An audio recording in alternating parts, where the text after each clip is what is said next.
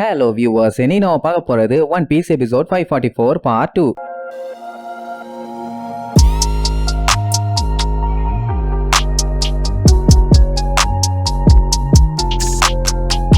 Open பண்ணா போன பாட்டுல குயின் ஒட்டஹிமே சாரக்கெல்லாம் போட்டுட்டு பிராட்காஸ்ட் பண்ணால. ஐலாண்ட்ல இருக்க யாருக்கும் ஒண்ணும் புரியல. என்ன ஆச்சு நம்ம குயினுக்குன்னு பேந்த மொழிப்பாங்க. அவ கத்திட்டப்பா எல்லாரும் நல்லா கேட்டுங்க. திருப்பி கேட்டீங்கன்னா சொல்ல மாட்டேன். நம்ம எல்லாருமே இந்த தண்ணியில வாழ்றதுக்கு கேப்பபிளான ஆளுங்க தான். சொல்ல போனா இந்த ஓஷன் பெருசுதான். அது மட்டும் இல்லாம இந்த சீ ஃப்ளோர் பயங்கரமான டார்க். ஒன்ன நோட் பண்ணும் நம்ம குயின் இந்த மேட்டர் எல்லாம் அழுதுகிட்டே தான் சொல்லுவா. நம்ம ஏன் இந்த குறிப்பிட்ட லிமிட்டட் ஏரியால மட்டும் வாழணும்? உங்களுக்கு ஏன்னு தெரியுமா? தெரியலனால நான் சொல்றேன். ஏன்னா இங்க தான் லைட்டும் தண்ணியும் இருக்குது. இதுக்கே நீங்க எல்லாம் இவ்வளவு சந்தோஷப்பட்டீங்க. இந்த இடத்தை விட்டு வெளியில போனீங்கன்னா இன்னும் பெரிய வெளிச்சமே நமக்காண்டி காத்துக்கிட்டு இருக்குது. சொல்ல போனா வானம் எட்டாவது தூரத்துல இருக்குது. அப்படி இப்படின்னு ரொம்ப ஃபீல் பண்ணிக்கிட்டே சொல்லுவா. நம்ம சில்ட்ரன்ஸ் எல்லாம் இதுக்காக அடிக்கடி மேல போய் சபாடி ஆர்கிபெலகோவை பார்த்துட்டு ரிட்டர்ன் வராங்க. ஏன்னா அந்த இடம் ரொம்ப அழகா இருக்குது. அந்த மாதிரி இன்னும் ஏகப்பட்ட இடம் இந்த உலகத்துல இருக்குது. சொல்ல போனா நம்ம கற்பனை பண்ண முடியாத அளவுக்கு எக்கச்சக்கமா இருக்குது. சொல்ல போனா அந்த மாதிரி இடங்களுக்கு நம்ம இன்னும் போனது கூட இல்ல. நீங்க எல்லாருமே கன்வீனியன்ட்டா இருக்கணும்னு சொல்லி இந்த குண்டு சட்டிக்குள்ளேயே பயங்கரமா குதிரை ஓட்டிட்டு இருக்கீங்க. தைரியமா வெளியில வாங்க. உங்களுக்கு என்ன வேணும்னு முதல்ல தெரிஞ்சுக்குங்க. அப்படி எப்படின்னு கத்துன்னு அத்துவா. கூட இருக்க மினிஸ்டர்ஸ்க்கெல்லாம் கஷ்டமா போயிடும். குயின் இந்த அளவுக்கு கஷ்டப்படுறாங்க. இப்போ ஹியூமன்ஸுங்க நம்ம வழியில வந்து நின்னாங்கன்னா நம்ம தானே அவங்கள ஃபேஸ் பண்ணணும். எப்படியே பயந்து ஓடிட்டே இருந்தா மட்டும் என்ன ஆக போகுது? அட்லீஸ்ட் இப்ப இல்லனாலும் ஃபியூச்சர்ல வர சில்ட்ரன்ஸ்களுக்காச்சு ஏதாச்சும் ஒரு மாற்றத்தை கொண்டு வருவோமே. அது ஏன் உங்க மண்டைக்கு சுத்தமா ஏற மாட்டேங்குது? உங்களால ரொம்ப முடியலன்னா அட்லீஸ்ட் கொஞ்சமாச்சும் பண்ணலாம்ல. ஏன் இப்படி பண்றீங்கன்னு சொல்லி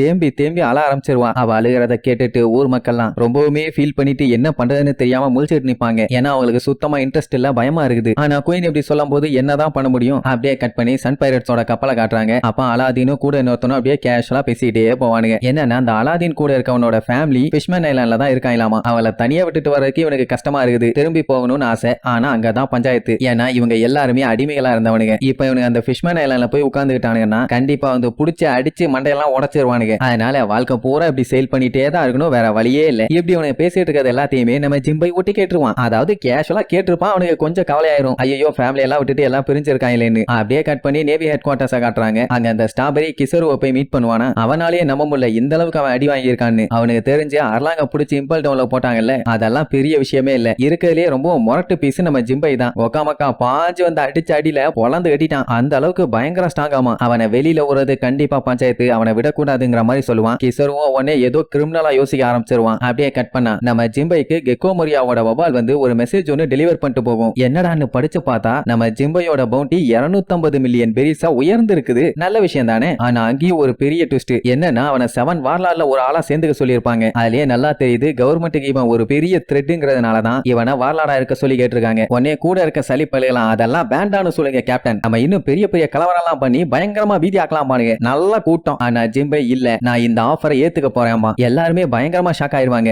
என்ன நம்ம ஜிம்பை ஏத்துக்கிட்டாரான்னு. ஆனா அவன் ஏன் ஏத்துக்கிட்டான் எதுக்குன்னு இதுக்கப்புறம் தான் தெரியும். நேரா போய் கிங்கை மீட் பண்ணி இந்த மேட்டரை சொல்லுவான். அவருக்குமே ஷாக்கு தான். ஜிம்பை என்ன சொல்லுவான், இப்ப இவன் மட்டும் 7 வார்லார்ட்ஸ்ல ஒரு ஆளா மாறிட்டான்னா அலாதீன் மத்தவங்க எல்லாருமே பைரட்டா இருக்கணும்னு அவசியமே இல்ல. அவங்க எப்ப வேணாலும் அவங்க ஃபேமிலியை வந்து பாத்துக்கலாம். இந்த கண்ட்ரிலேயே அவங்க வாழ்ந்துக்கலாம். கவர்மெண்ட் ஆளுங்க சேஸ் பண்ணவே மாட்டானுங்க. அது மட்டும் இல்லாம இவன் மட்டும் வார்லாடா மாறிட்டான்னா ஃபிஷ்மேன்ஸ் எல்லாம் வேர்ல்டு கவர்மெண்ட் கூட க்ளோஸ் ஆயிடலாம்ல. குயினும் இதைத்தான் ஆசைப்பட்டா. இவ்வளவு நாளா இவனுங்க சன் பைரட்ஸ்ங்கன்னு சொல்லி ஏகப்பட்ட பஞ்சாயத்து பண்ணிட்டானுங்க. பேரு பூரா கெட்டு போச்சு. சரி இந்த சான்ஸை யூஸ் பண்ணி குயினுக்கு ஒரு நல்லது பண்ணலாமே. எப்படி அவன் சொன்ன கேட்டு கிங்குக்கு ரொம்ப சந்தோஷம். ஆனா ஜிம்பை எல்லா விஷயத்தையுமே தெளிவா யோசிச்சு பக்கவா பிளான் பண்ணி தான் பண்றான். நல்ல வேலை நல்லவனா இருந்தா, இல்லன்னா என்ன ஆயிருக்கும். அதே நேரம் நம்ம குயினோட உடம்பு சரியில்லை. பின்ன அவ்வளவு கஷ்டப்பட்டு எல்லாம் வீணா போன உடனே ரொம்ப மனசு உடஞ்சு போயிட்டான். இப்ப ஜிம்பையோட ஆசை என்னன்னா எப்படியாச்சும் இறந்து போன ஃபிஷர் டைகரோட ஆசையை நிறைவேற்றுறது. அவருக்கு ஃபிஷ்மேனோட லிபரேஷனும் ஃப்ரீடமும் தேவை. அதை எப்படியாச்சும் நாங்க கொண்டு வருவோம்னு சொல்லிட்டு இருப்பான். இவன் பேசுறது எல்லாத்தையுமே நம்ம ஹோடி ஜோன்ஸ் கிங்கோட ஆர்மில ஒரு ஆளா நின்னு கேட்டுட்டு இருப்பான். அங்க வேலைக்கு ஜாயின் பண்ணிட்டான் போல. ஜிம்பைக்கு என்ன கவலைன்னா இவங்க பண்ண பஞ்சாயத்தால கிங்குக்கு ஏகப்பட்ட பிரச்சனை. ஆனாலுமே அவர் எதுவுமே சொல்லல. இனிமேட்டு அந்த மாதிரி எல்லாம் ஆகாதுங்கிற மாதிரி இன்டைரக்டா சொல்லுவான். அப்படியே கட் பண்ணி இம்பல் டவுனை காட்டுறாங்க. அங்கதானே அர்லாங் இருக்கான். அவனை ஒரு வழியா ரிலீஸ் பண்ணியாச்சு. ஏன்னா ஜிம்பை இப்போ வார்லாடு. அந்த டைம் அவன் பைரட்டை சேர்ந்தவன் தானே அர்லாங். அதனால பேசி ரிலீஸ் பண்ண வச்சுட்டான். எல்லாத்துக்குமே சந்தோஷம். அவன் மட்டும் தான் மூஞ்ச இஞ்சி தின்ன குரங்கு மாதிரியே வச்சுட்டு வந்திருப்பான். அப்புறம் என்ன அர்லாங் வழக்கம் போல ஜிம்பையை போட்டு வாங்குன்னு வாங்குவான். என்னப்பா ஜிம்பை